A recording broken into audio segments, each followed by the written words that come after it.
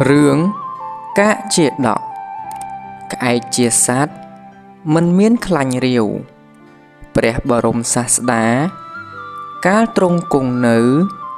ក្នុងវត្តចេតពុនទ្រង់ប្រារព្ធញាតិចរិយាគឺការប្រព្រឹត្តជាប្រយោជន៍ដល់ព្រះញាតិបានត្រាស់ព្រះធម៌ទេសនានេះក្នុងអតីតកាលកាលព្រះបាទព្រហ្មទត្តសោយរាជសម្បត្តិនៅក្នុងក្រុងពារាណសីព្រះបរមពោធិសត្វបដិសន្ធិក្នុងកំណើតជាក្អែកថ្ងៃមួយបរោហិត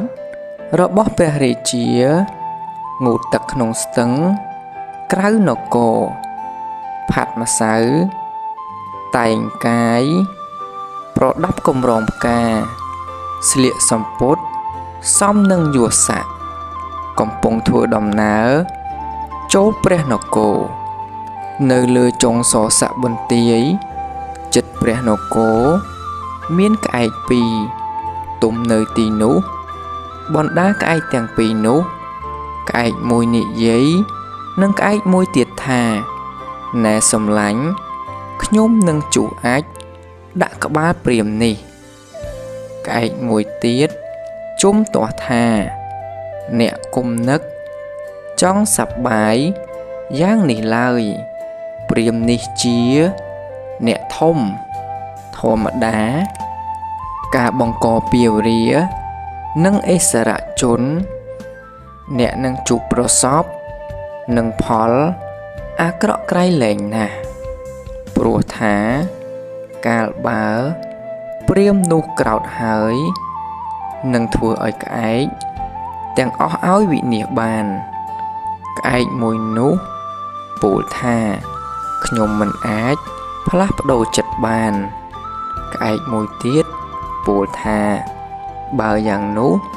អ្នកនឹងបានដឹងខ្លួនឯងហើយក៏ហើរចេញទៅក្អែកមួយនោះពេលព្រាមមកដល់ខាងក្រោយសស័កបន្ទាយ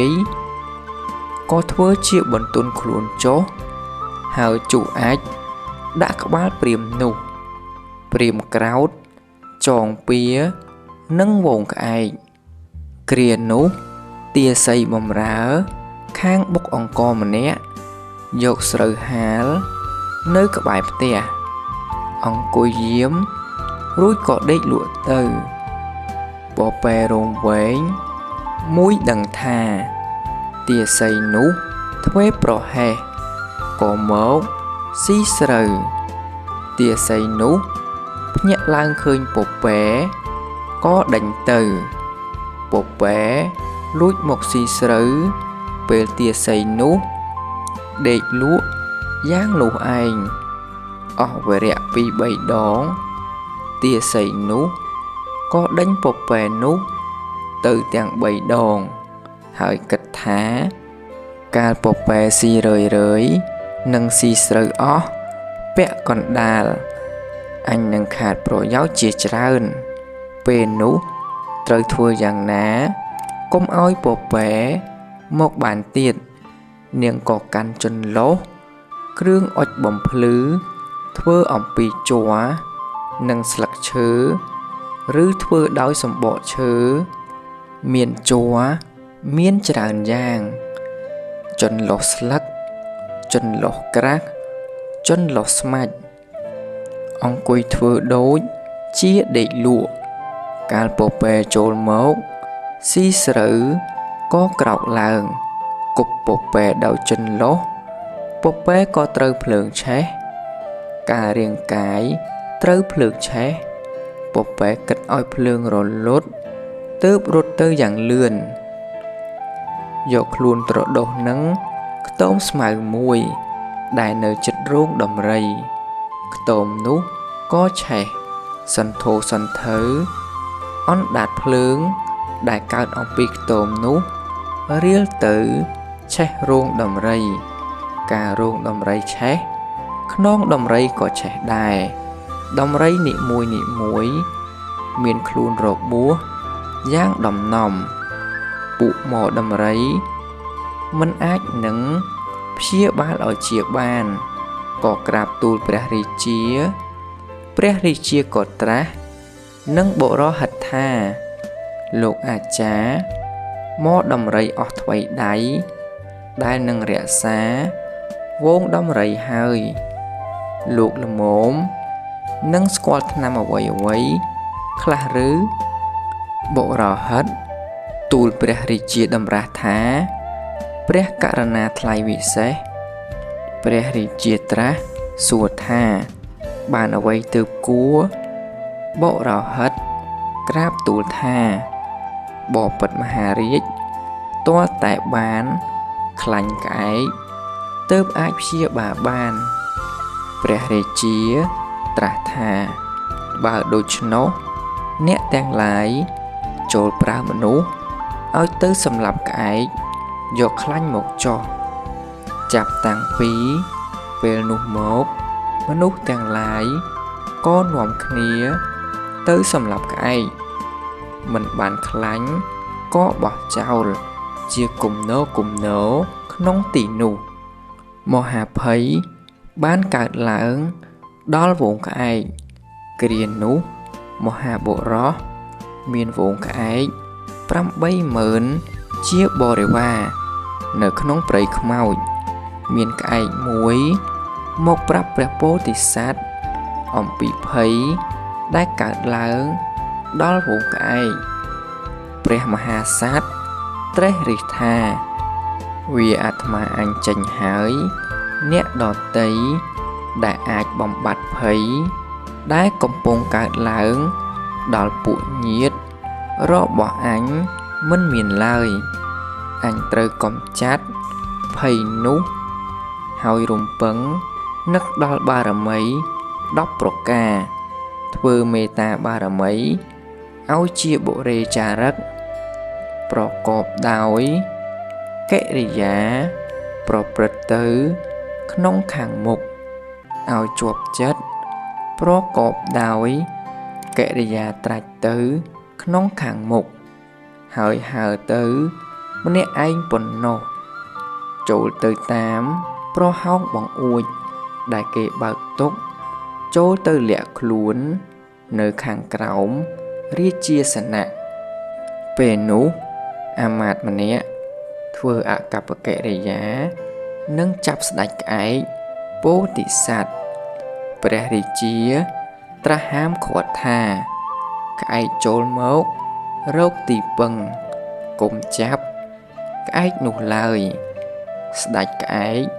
សម្រាកនៅទីនោះបន្តិចហើយរំពឹងនឹកដល់ព្រះបារមីចេញអំពីអាសនៈក្រាបទូលព្រះរាជាថាបបិទ្ធមហារាជធម្មតាព្រះរាជាមិនត្រូវលូកក្នុងអំណាចអគតិមានឆន្ទាគតិជាដើមទើបប្រពៃកម្មណាដែលនឹងត្រូវធ្វើកម្មនោះត្រូវពិចារណាឲ្យល្អិតល្អន់ហើយសឹមធ្វើទើបប្រពៃម្យ៉ាងទៀតកម្មណាដែលនឹងត្រូវធ្វើបានផលកម្មនោះប៉ុណ្ណោះទើបគួរធ្វើកម្មក្រៅអំពីនេះមិនគួរធ្វើប្រសិនបើ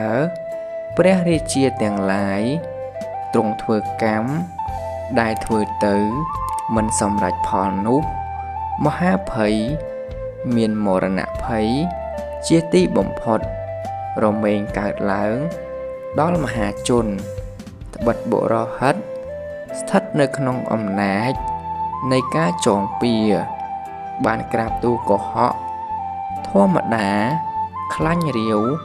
របស់ក្អែកទាំងឡាយមិនមានឡើយព្រះរាជាទ្រង់ព្រះសណ្ដាប់ពាក្យនោះហើយមានព្រះទ័យជ្រះថ្លាឲ្យព្រះបរមពោធិសត្វទុំនៅលើតាំងឲ្យរាជបុរសលាបស្លាបក្អែកដោយប្រេងដែលរងាស់ហើយ100,000 ដងឲ្យបរិភោគអាហារដ៏ស្អាតដូចជាព្រះក្រយាហាឲ្យផឹកទឹក លុះស្ដេចក្អែកសប្បាយចិត្តបាត់ការនឿយហត់ហើយទើបត្រាស់ពាក្យនេះថាណែបណ្ឌិតអ្នកពោលថាធម្មតាខ្លាញ់រាវរបស់ក្អែកទាំងឡាយមិនមានព្រោះហេតុដូចម្ដេចទើបក្អែកទាំងឡាយមិនមានខ្លាញ់រាវព្រះមហាក្សត្រកាលនឹងក្រាបទូលក៏ពន្យល់ថាបពិតមហារាជដោយហេតុឈ្មោះនេះធ្វើព្រះរាជវាំងទាំងមូលឲ្យមានសំឡេងតែមួយសំដែងធម៌ពោលគាថានេះថាក្អែកទាំងឡាយជាសត្វមានហឫទ័យភ្ញាក់ផ្អើលជានិច្ចជាសត្វបៀតបៀនមនុស្សលោកទាំងពួងព្រោះហេតុនោះបានជាខ្លាញ់រាវនៃពួកក្អែកជាញាតិរបស់យើងទាំងនោះមិនចេះមានឡើយក្នុងគាថានេះមានសេចក្តីសង្ខេបដូចនេះបពិតមហារាជធម្មតាវងក្អែកមានចិត្តភ្ញាក់ផ្អើលគឺធ្លាប់តែតក់ស្លុតជានិច្ចបទថាសត្វលោកវិហេសកាសេចក្តីថាក្អែកទាំងឡាយជាសត្វចូលចិត្តបៀតបៀនគំរាមកំហែងមនុស្សដែលជាធំមានក្សត្រជាដើមខ្លះស្ត្រីបុរសទូទៅខ្លះក្មេងប្រុសក្មេងស្រីជាដើមខ្លះហេតុនោះគឺដោយហេតុពីរប្រការនេះខ្លាញ់រាវរបស់ក្អែកទាំងឡាយដែលជាញាតិរបស់ទូបង្គំនោះទើបមិនមានសូម្បីក្នុងអតីតកាលក៏មិនធ្លាប់មានសូម្បីអនាគតក៏នឹងមិនមានក្អែកពោធិសត្វចង្អុលបង្ហាញដូចនេះដោយប្រការដូច្នេះហើយទូលដាស់តឿនព្រះរាជាថាបពិតមហារាជធម្មតាព្រះរាជាមិនបានពិចារណាហើយមិនគប្បីបដិបត្តិព្រះរាជកិច្ចព្រះរាជាទ្រង់ពេញព្រះទ័យបូជាព្រះបរមពោធិសត្វដោយរាជសម្បត្តិព្រះមហាក្សត្រថ្វាយរាជសម្បត្តិចំពោះព្រះរាជាវិញឲ្យព្រះរាជាតាំងនៅក្នុងបញ្ចសិលទូលសូមព្រះរាជាទានអភ័យដល់សត្វទាំងពួងព្រះរាជាទ្រង់សណ្ដាប់នៅព្រះធម្មទេសនាហើយទ្រង់ព្រះរាជទានអភ័យដល់សត្វទាំងពួងទ្រង់តម្កល់និពន្ធទានគឺទានដែលឲ្យជាប្រចាំដល់វងក្អែកហើយបញ្ជាឲ្យដាំបាយប្រមាណ1ថាំងប្រដាប់ធ្វើដោយឈើសម្រាប់ដងសម្រាប់រែកទឹកលាយដោយវត្ថុដែលមានរសដ៏ប្រណិតផ្សេងព្រះរាជទានដល់វងក្អែករាល់ថ្ងៃចំណែកព្រះបរមពោធិសត្វបានទទួលព្រះរាជទានព្រះក្រយាហានោះឯងព្រះបរមសាស្តាទ្រង់នាំយកព្រះធម្មទេសនានេះមកហើយទ្រង់ប្រជុំជាដកថាព្រះរាជានគរពារាណសីក្នុងកាលនោះបានមកជាអានន្ទចំណែកស្ដេចក្អែកគឺតថាគតនេះឯងរឿងកជាដកសូមចប់តែត្រឹមប៉ុណ្ណេះសូមអនុមោទនា